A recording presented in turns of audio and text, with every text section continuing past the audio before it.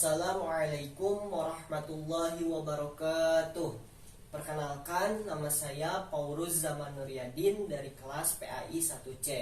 Di sini saya akan memenuhi sebuah tugas ujian tengah semester mata kuliah Sejarah Peradaban Islam. Dosen pengampu Bapak Dr. Haji Sacha Suhendi, MAG. Yang pertama, sejarah peradaban Islam bangsa Arab pra-Islam. Dilihat dari segi letak geografis, bangsa Arab ataupun Jazirah Arab disebut dengan semenanjung, bukan pulau. Ataupun ada yang mengatakan disebut sebagai simpul Jazirah Arab. Ada pula yang menyebutkan bangsa Arab atau Jazirah Arab itu adalah sebagai hati bumi dari dunia ini. Kemudian letak luas geografis pada Jazirah Arab mencapai kurang lebih 1.100.000 mil persegi atau 3.156.558 km persegi. Kemudian ada sistem perpolitikan dari bangsa Arab pra-Islam. Yang pertama ada yang disebutkan dengan Arab Baidah, yakni bangsa Arab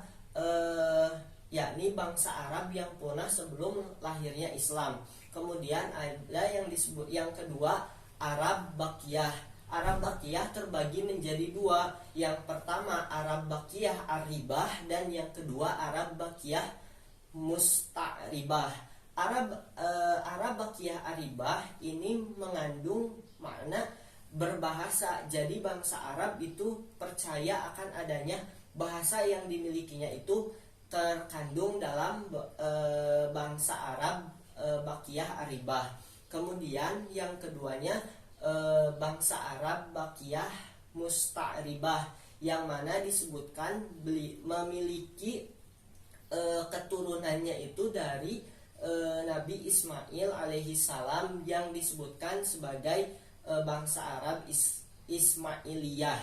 Nah, kemudian adapun kehidupan sosial dari bangsa Arab pra-Islam, yang pertama istibda. Istibda adalah seorang suami menyuruh istrinya untuk berhubungan dengan orang yang mulia atau memiliki kemampuan tertentu. Yang kedua yaitu poliandri, yakni beberapa laki-laki yang berjima dengan seorang perempuan.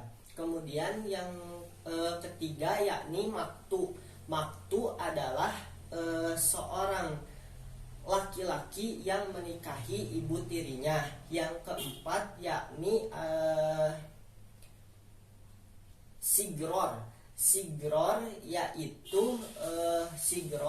yaitu wali yang menikahkan perempuan dengan seorang laki-laki tanpa adanya mahar.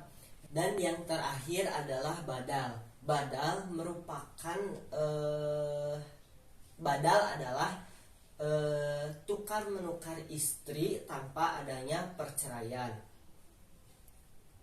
Yang kedua, sejarah peradaban Islam pada masa Nabi Muhammad SAW. Nabi Muhammad SAW lahir pada hari Senin 12 Rabiul Awal tahun Gajah, bertepatan dengan tanggal 20 April tahun 570 Masehi. Ayahnya bernama Abdullah bin Abdul Muthalib dan ibunya bernama Siti Aminah binti Wahab. Nah, pada periode ini terbagi menjadi dua, ada periode Mekah dan ada periode Madinah. Periode Mekah dilakukan, dakwah Nabi Muhammad SAW dilakukan dengan sembunyi-sembunyi dan secara terang-terangan, yang dimulai pada tahun 613 Masehi. Kemudian menurut Ahmad Shalabi, pas dakwah Nabi Muhammad SAW dilakukan secara 3 fase. Yang pertama menyeru seorang-seorang, yang kedua menyeru Bani Abdul Muthalib, dan yang ketiga seruan umum. Nah, kemudian periode Madinah ini, yang keduanya periode Madinah. Pada periode Madinah ini terjadi banyak kemajuan. Yang pertama yakni pembentukan sistem sosial kemasyarakatan, yang keduanya yaitu dakwah, yang ketiganya politik, dan yang terakhir adalah mengenai ekonomi. Kemudian ada yang menyebutkan tentang tahun sedih ataupun Umul Huzni, yakni kesedihan Rasulullah yang ditinggalkan wafat oleh istrinya yaitu Siti Khadijah dan pamannya Abu Thalib. Yang ketiga, sejarah peradaban Islam pada masa Khalifah Abu Bakar As-Siddiq. Nama lengkap Abu Bakar As-Siddiq adalah Abu Bakar Abdullah bin Abi Quhafah bin Utsman bin Amr bin Mas'ud bin Taim bin Murrah bin Ka'ab bin Lu'ay bin Ghalib bin Fihri At-Taimi Al-Quraisy. Nah, pengangkatan Khalifah Abu Bakar As-Siddiq itu sebelumnya terjadi perdebatan antara kaum Muhajirin dan kaum Ansor. Nah, bagaimana hasil dari perdebatan tersebut? Dikarenakan kaum Muhajirin lebih awal dekat dengan Rasulullah Shallallahu Alaihi Wasallam, maka dapat disimpulkan kaum Muhajirin lah yang boleh ataupun yang menjadi khalifah setelah Nabi wafat. Jadi Abu Bakarlah yang ditunjuk sebagai khalifah setelah Nabi wafat. Kemudian kemajuan ataupun keberhasilan yang telah diraih oleh masa khalifah Abu Bakar As-Siddiq adalah yang pertama perang Ridho, yang kedua penyesuaian sosial dan stabilitas di wilayah Islam, yang ketiga perluasan wilayah Islam keluar jazirah Arab, yang keempat pengumpulan Al-Qur'an atas usul Umar bin Khattab. Nah, yang keempat peneladanan yang dilakukan oleh Abu Bakar As-Siddiq terhadap sikap Rasulullah SAW, dan yang kelima ataupun yang keenam, yang pokoknya yang terakhir itu adalah pembentukan Baitul Mal. Nah, kemudian terjadi ataupun wafatnya Abu Bakar As-Siddiq. Abu Bakar As-Siddiq wafat pada malam Senin. Ada juga yang mengatakan pada malam Selasa. Nah, wafat beliau pada 13 Hijriah atau tanggal 23 Agustus 634 Masehi. Beliau wafat dikarenakan sakit demam. Nah, pemberontakan yang terjadi pada masa Khalifah Abu Bakar As-Siddiq itu terjadi pada adanya munculnya nabi-nabi palsu, kemudian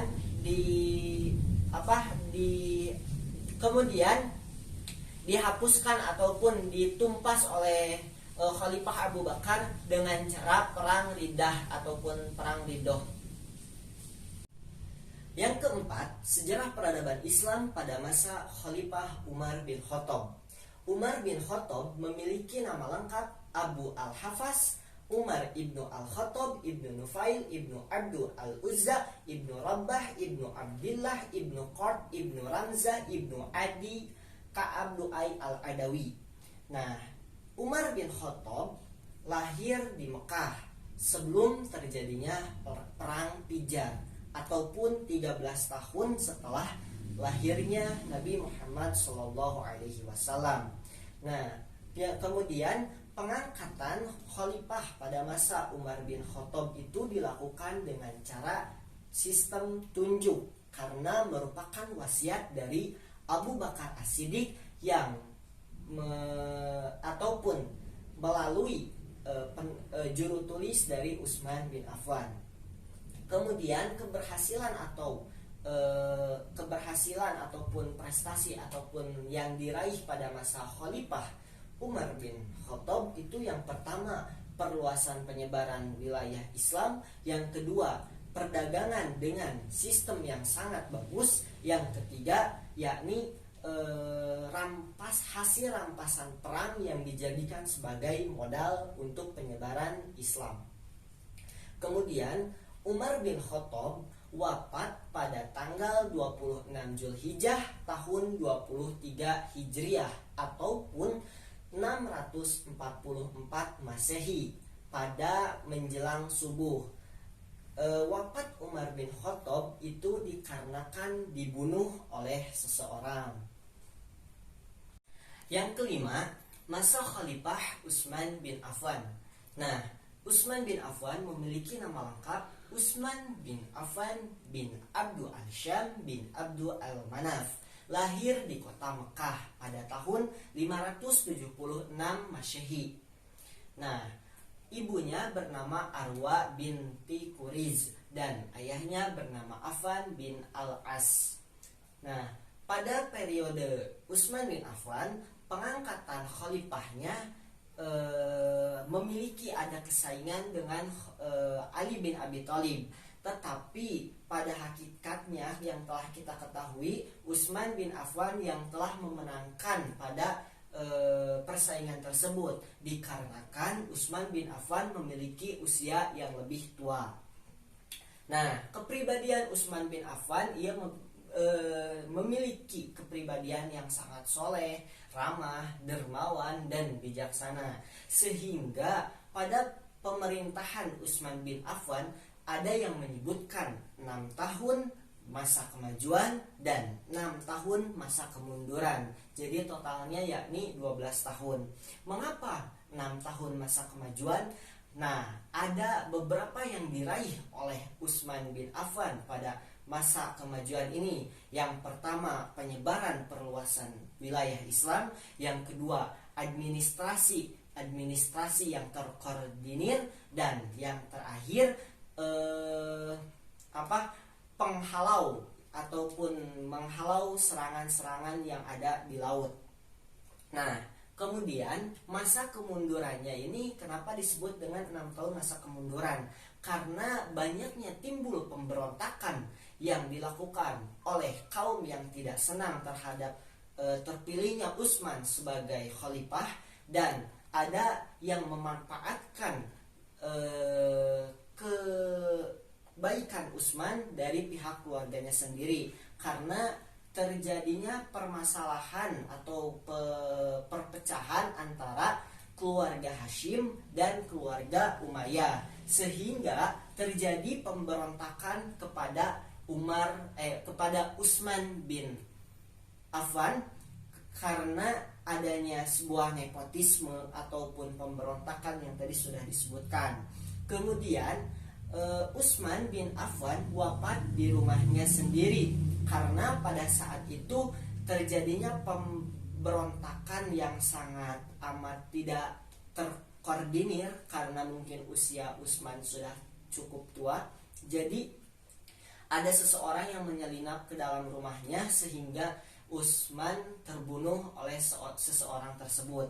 Nah, itu disebabkan karena adanya perpecahan antara keluarga Hashim dan keluarga Umayyah yang menyebabkan banyaknya pemberontakan karena keluarganya Utsman itu haus akan kekuasaannya, sehingga dimanfaatkan oleh keluarga Utsman yang haus akan kekuasaannya, jadi terjadi banyak salah paham kepada Khalifah Utsman bin Affan. Yang terakhir, sejarah peradaban Islam pada masa Khalifah Ali bin Abi Thalib. Nama lengkapnya Ali bin Abi Thalib ibnu Abdul Muttalib ibnu Al-Hashim ibnu Abdul Manaf Al-Hashim Al-Quraisy. Nama ibunya bernama Fatimah binti Asad ibnu Hashim Al-Manaf ibnu Al-Manaf. Ali bin Abi Thalib lahir pada hari Jumat 13 Rajab tahun 600 ataupun 603 Masehi. Beliau diberi nama oleh ibunya yaitu Haidar yang memiliki arti singa, tetapi ayahnya lebih menyukai nama yang diberikannya adalah Ali yang memiliki arti tinggi dan luhur. Pada masa Ali bin Abi Thalib, sebelum kepada pengangkatannya, yaitu Ali bin Abi Thalib diasuh oleh Rasulullah SAW. Ia tumbuh menjadi pemuda yang sangat cerdas ya, dan bijaksana serta rendah hati. Nah, pada pengangkatan Khalifah Ali bin Abi Thalib, pada dasarnya ini memiliki sistem ditunjuk oleh masyarakat Madinah, karena pada dasarnya Ali memiliki kecerdasan ataupun ilmu pengetahuan yang sangat tinggi, serta dalam memberi nasihat ataupun menyelesaikan permasalahan ia dianggap sangat mampu dan bijaksana. Kemudian orang yang pertama mengangkat Ali sebagai khalifah menurut Mahmudun Nasir, yang pertama kali mengangkat Ali sebagai khalifah adalah Abdullah bin Sabah. Kemudian ada beberapa masyarakat yang tidak menyukai Ali sebagai khalifah, yaitu Bani Umayyah, karena masih memiliki dendam terhadap Bani Hasyim. Tipe karakteristik yang dimiliki oleh Ali bin Abi Thalib dalam pemerintah, dalam menjalankan kekhalifahannya, yang pertama tegas, yang kedua bijaksana, yang ketiga mengganti kabinet-kabinet sebelumnya yang kurang dalam segi pekerjaannya, dan yang terakhir adalah mengembalikan ataupun mencabut kembali tanah-tanah yang sudah diperjualbelikan oleh kroni-kroni khalifah.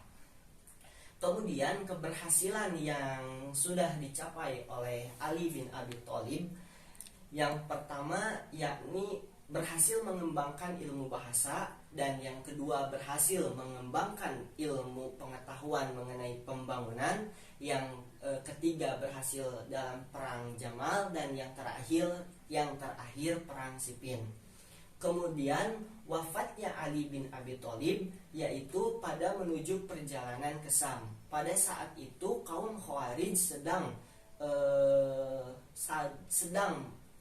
melakukan tindak kekerasan yang sangat kejam, yaitu pembunuhan dan penganiayaan. Pada saat itu Ali sedang menuju perjalanannya ke Syam. Kemudian Ali mendengar kabar seperti itu, ia meninggalkan tentaranya, pergi meninggalkan tentaranya dengan sendirinya. Nah, pada saat itu mungkin ada kejadian kaum Khawarij menemukan Ali dan membunuh Ali. Sekian dari saya, kurang lebihnya mohon dimaafkan. Wabillahi taufik wal hidayah. Wassalamualaikum warahmatullahi wabarakatuh.